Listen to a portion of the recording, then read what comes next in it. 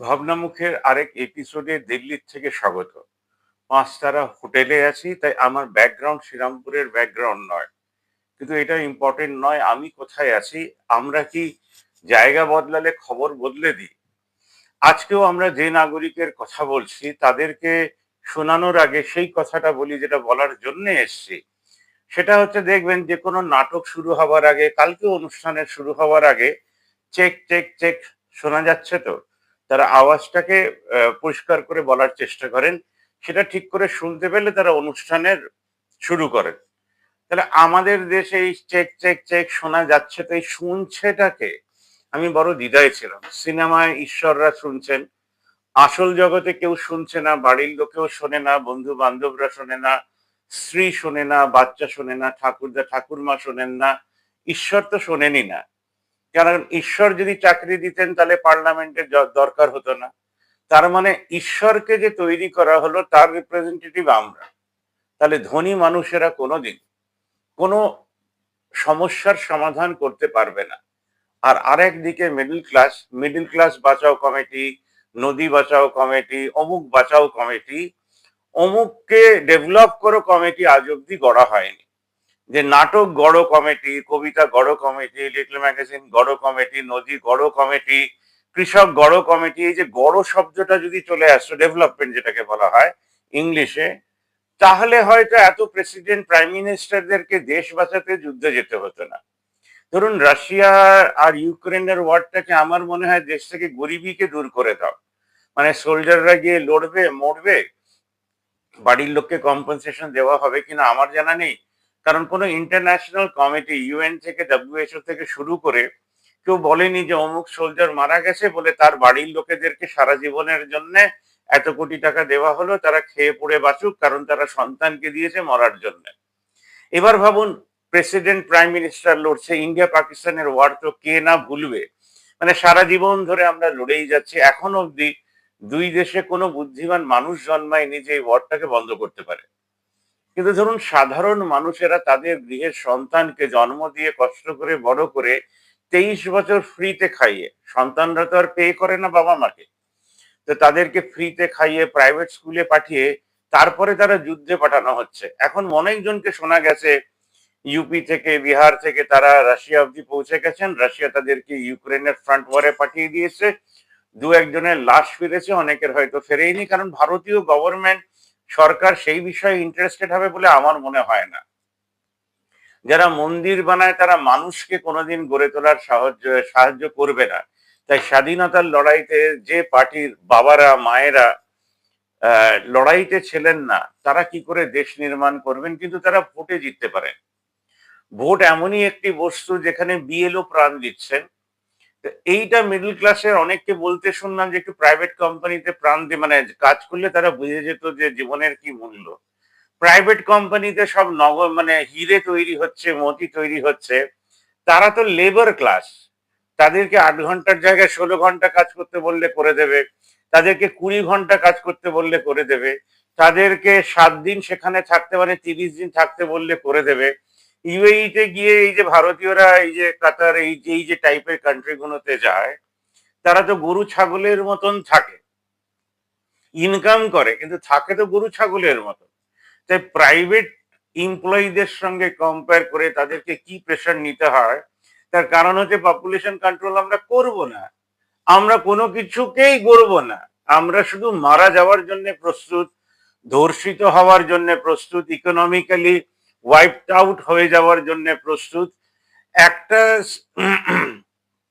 Census হচ্ছে, election commissioner করাচ্ছেন, তিনি সবচেয়ে প্রথমে বলছেন যে ভোটার কার্ডকে আমি মানি না। মানে আপনি ভাবুন, আমিও ভাবি, সবাই মিলে ভাবি যে কিভাবে না ভাবা যায়। একজন ইলেকশন কমিশনার কি করে বলতে পারেন that voter card is not proof of identity? ভারতীয় নাগরিকরা ভারতে ভোট দেবে, তার জন্যই ভোটার কার্ড করা হয়েছিল।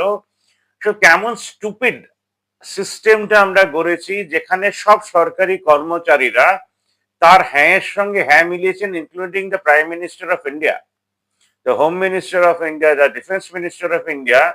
Nobody in RAW, nobody in SIA, nobody in CID, nobody in CBI ever asked these people If voter card is not proof of identity, is there any citizens in India? ভারতবর্ষে কোনো citizen থাকে যদি voter কার্ডকেই না আমরা recognize করি? The CJI did even ask the election commissioner, if you do not recognize voter card, why should we recognize you as a constitutional body? না, আমাদের সিজিআইও এই প্রশ্নটা তোলেননি। আমাদের দেশে কপিল সিবাল, বিকাশ রঞ্জন ভট্টাচার্য, সব্যসাচী চ্যাটার্জি, তারাও এই প্রশ্ন তোলেননি। রিভিশন হয়েছিল কিনা, ইন্টেন্সিভ হয়েছিল কিনা, ভালোবেসে রিভিশন হয়েছিল কিনা, ভালোবাসার রিভিশন, যাতে বিএলওরা প্রাণ না দিয়ে গদগদ হয়ে রবীন্দ্রসঙ্গীত গাইবেন না, এমনটি হওয়ার নয়। আমরা এমন স্টুপিড দেশে জন্মেছি, একদিকে রবীন্দ্রনাথ আর একদিকে পিএম মোদী, ভাবাই যায় না। একদিকে নজরুল, একদিকে অমিত শাহ, ভাবাই যায় না। একদিকে বিবেকানন্দ, একদিকে সীতারামন, ভাবাই যায় না যে একটা মানুষ মরে যাওয়ার পরেও রামকৃষ্ণ মিশন খুলেই যাচ্ছে, খুলেই যাচ্ছে, খুলেই যাচ্ছে। দেশের সব হিরেদেরকে পড়িয়ে যাচ্ছে, পড়িয়ে যাচ্ছে। হ্যাঁ, তারা ব্যাকওয়ার্ড স্টুডেন্টদেরকে নরেন্দ্রপুরে নিশ্চয়ই পড়ান না, তারা ভালো ভালো স্টুডেন্টদেরকে নিয়ে পড়ান, সেটা পড়াতেই পারেন। যে আমরা জুয়েলদেরকে আরো জুয়েল পলিশ করে দেব এবং তারা দেশের সত্যানাশ করে দেবে। নরেন্দ্রপুর থেকে বেরিয়ে, যাদবপুর থেকে বেরিয়ে, ক্যালকাটা ইউনিভার্সিটি থেকে বেরিয়ে আমাদের দেশের ছাত্ররা দেশের জন্য কাজ করছে এমনটি ভাবা যায় না। কালকে আমার স্কুল থেকে একটা অদ্ভুত 10টা পয়েন্ট পাঠানো হলো, তাতে 10th পয়েন্টটা আমার খুব ভালো লেগেছে যে আপনি কি স্বপ্ন দেখেন, aspiration of A greater nation দেখেন, তো 150 শব্দের ভেতরে আপনার স্বপ্নকে পাঠান। আমাকে যদি বলা হয় 10 সেকেন্ডে আপনার স্বপ্নকে বলুন, বলে দিতে পারবো। 150 শব্দ তো অনেক। তো সেই লেখা পাঠালাম যে আমাদের স্কুলের ম্যাগাজিনে ছাপবে। আমি যে কলেজে পড়েছি, শ্রীরামপুর কলেজ, তার অ্যালুমিনি অ্যাসোসিয়েশনটা একদম জং পড়া একটা কমিটি, তারা দীর্ঘ বছর ধরে আছেন। একই লোকের গান আমাদেরকে গিয়ে শুনতে হয় এবং ম্যাগাজিনে একই লোকেরা বছরের পর বছর লিখেও যায়। তো তাদেরকেও বললাম যে এই ধরনের 10টা পয়েন্টকে যদি আপনারা অ্যাসিমিলেট করে ভারতবর্ষে যেখানে যেখানে শ্রীরামপুর কলেজের ছাত্ররা আছে তারা যদি লেখা পাঠায়, তাহলে একটা গর্বিত ম্যাগাজিন বেরোবে যেখানে কিছু আইডিয়াস থাকবে। ভারতবর্ষ শূন্য আবিষ্কার করার পরে প্লেনের আবিষ্কার করেনি। শূন্যের আবিষ্কার করার পরে অনেক কিছু আবিষ্কার করা যেত। আমার এখন মনে হয় শূন্য ভারতবর্ষে আবিষ্কার হতে পারে না, ভারতবর্ষে ব্ল্যাক হোল আবিষ্কার হতে পারে। মানে এত গর্ত, চারিদিকে গর্তেরা মিলে ব্ল্যাক হোল ক্রিয়েট করতে পারে। এখনো আমাদের টিভি চ্যানেল, মানে যেগুলোকে আমরাও একসময় দেখে বুঝতে পারলাম যে এরা হচ্ছে জিরো, ভারতীয় জিরো না, আমেরিকান জিরো হতে পারে, জার্মানির জিরো হতে পারে, কারণ সেখানকার অ্যাভারেজ ইনকাম 65 লাখ, কোথাও 60 লাখ, কোথায় 40 লাখ। আর ভারতীয় রুপি এখন মিস্টার মোদির কথাতে মনমোহন সিং এর উম্মার জিতনা বাড়তা হ্যায় রুপিয়ে কা ভ্যালু উতনা বাড়তা হ্যায়।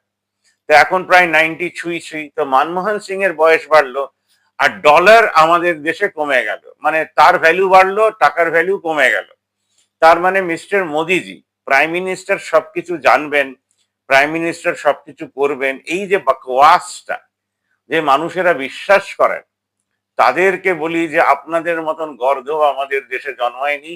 এরকম গর্ধব দিল্লিতে ভর্তি পেলাম, যারা বলছে 2 কোটি নাম বাদ যাবে, 1.5 কোটি নাম বাদ যাবে, তাদের কোনো আইডিয়াই নেই ভারতবর্ষের সম্বন্ধে। তাদেরকে জিজ্ঞেস করলাম যে গরু পাচার আটকাতে পারছে না কেন বিজেপি, বা যিনি এতক্ষণ কথা বলছিলেন তিনি কোনো উত্তর দিতে পারলেন না। তাকে জিজ্ঞেস করলাম যে ডুপ্লিকেট কি ইমেল খোলা যায়, বললো না। আমি তাহলে ডুপ্লিকেট ভোটার কি করে তৈরি হয়? তার মানে একটা মেশিন থেকে ভোটার কার্ড বেরোচ্ছে জেনুইন, আর একটা মেশিন আবিষ্কার করা হয়েছে, দেশে তৈরি করা হয়েছে মেক ইন ইন্ডিয়া, সেইটার থেকে আর জেনুইন ভোটার বেরোচ্ছে না, সেখান থেকে ডুপ্লিকেট ভোটার বেরোচ্ছে। কালকে একটা কেস দেখছিলাম, কতটা জেনুইন টেনুইন আমি জানি না, মহারাষ্ট্রতে 10 লাখ ডুপ্লিকেট ভোটার ধরা পড়েছে। ভোটার মেশিন তো আমাদের ভোটার ইলেকশন কমিশনারের হাতে, govern by government of India. তাহলে এই ডুপ্লিকেট ভোটার, ভুল ভোটার, ইভিএম এ 25,000 কেন করতে হয়? কারণ কি আপনি দেশকে ভালোবাসেন? ট্রাকে করে যাচ্ছে ইভিএম, তারপরে সেগুলোকে নামিয়ে দিয়ে খালি বাক্স দেখিয়ে ডিএম বলছেন যে কিছু ধরা পড়েনি। কেন সরকারি কর্মচারীদের ভুল কাজ করতে হয় জানেন? কারণ তাদের প্রাণ যখন, প্রাণের প্রশ্ন আসে, বউ বাচ্চার যখন প্রশ্ন আসে, তারা দস্যু রত্নাকরই থাকেন। দস্যু রত্নাকর বাল্মীকি হতে পারেন, এই সম্ভাবনা দিয়ে একটা রামায়ণ শুরু হচ্ছে। মানে মানুষকে বোঝানো হচ্ছে তোমার পাপের ভাগিদার কেউ হবে না, কিন্তু আসলে ছিল উল্টো। পাপের ভাগিদার প্রচুর লোকে হয়। সব বাড়ির বাবা মারা জানে, ছেলেরা জানে বাবা কিভাবে ইনকাম করে, মায়েরাও জানে। তাই আমাদের দেশ থেকে করাপশন সরে যাবে এটা হওয়ার নয়। বরঞ্চ একটা কথা বলবো যে আমাদের দেশে হাজার হাজার কোটি টাকার পিএফ হোয়াইট মানি পড়ে আছে, যেটা সরকার হ্যান্ডেল করতে পারে না, তাদের রাইটফুল ওনারদের হাতে ফিরিয়ে দিতে পারে না। তাই আমাদের দেশ থট প্রসেস থেকেও গরিব, শূন্যের আবিষ্কার না করে গরিব, আর এমনিও গরিব। তাই একটা স্টেডিয়াম আকাশে হচ্ছে, ফুটবল স্টেডিয়াম, তাতে নাকি এত টাকা খরচা করা হয়েছে যে পুরো পৃথিবীর গরিবী দূরীকরণ হয়ে যেত। এটা একটা বোকা বোকা কথা। কোনো ধনী মানুষ সারা জীবনে এই কাজটি করবেন না। টাটা বিজেপিকে 758 কোটি টাকা দিতে পারে তার কোনো প্রজেক্ট বেশি টাকার পাওয়ার জন্য, এবং বিজেপি গদগদ হয়ে নিয়েও নেবে। কিন্তু আমার আপনার স্বপ্নের কথা কোনো পার্লামেন্টের ডিবেট থেকে আসবে না, কোনো সংবাদ মাধ্যমে আসবে না। অ্যাঙ্কাররা জানেই না স্বপ্ন হবার কি, না খেয়ে মারা যাওয়াটা কি, ভোট না দেওয়ার ব্যথাটা কি, স্যার থেকে নাম কেটে যাওয়ার মানেটা কি। তাই আপনি কি আপনাকে ভোট দেবেন? তাহলে পাড়াতে একটা কমিটি গড়বেন, গড় কমিটি, গড় কমিটি, পাড়া ডেভেলপমেন্ট কমিটি। সেখানে পাড়ার প্রত্যেকটা মানুষের নাম থাকবে। মাসে 100 টাকা দেবেন, পুরনো খবরের কাগজ খাতা বইও জমা করবেন, সব বিক্রি করে সোশ্যাল ফান্ড এটাকে বলবেন। 20% টাকা বেতন দেবেন, 2 বছরের জন্য কমিটি সিলেক্ট করবেন। তারা কোনো না কিছু ইনকাম করার হোমস্টে খুলবে বা বাড়ি বাড়ি সোলার লাগাবে, সেখান থেকে ইনকাম করবে। প্রতি 2 বছরে এরকম করে চেঞ্জ হতে থাকবে। আর 80% টাকা বিনা সুদে ঋণ দেবেন, ফেরত নেবেন, দেবেন নেবেন দেবেন নেবেন। মেয়ের বিয়েতে 2 লাখ টাকা দিয়েছে, বাবা মা 500 টাকা সারা জীবন দিচ্ছে আর মেম্বারশিপ দিচ্ছেন। সে দিতে যত বছরই লাগুক। কেউ মারা গেছে, সেই ফ্যামিলিকে 5 লাখ টাকা দিলেন, সেই ফ্যামিলি আবার 500 টাকা করে ফেরাচ্ছে, মেম্বারশিপ ফিস দিচ্ছে। এইভাবে গরিব মিডল ক্লাস ধনী মিডল ক্লাসও হতে পারবে 78 বছর পর। কারণ এটা কোনো হাসি ঠাট্টার জায়গা নয়। নাটকের শুরুতে শুনতে পাচ্ছেন, কেউ শুনতে পায় না। সিস্টেম হচ্ছে যে গড়ে নেয়। তাই সকালবেলা উঠে বাথরুমই যেতে হয়, আপনাকে আর কোথাও যেতে পারেন না। উইদাউট সিস্টেম কোনো কিছু পৃথিবীতে হবে না। ওরা মিটিং মিছিল করে, ট্রিটি সাইন করে যুদ্ধে যায়, আর আমরা পাড়ার মানুষেরা এখনো একে অন্যকে লিফলেট দিয়ে পাড়া ডেভেলপমেন্ট কমিটি খুলতে পারিনি।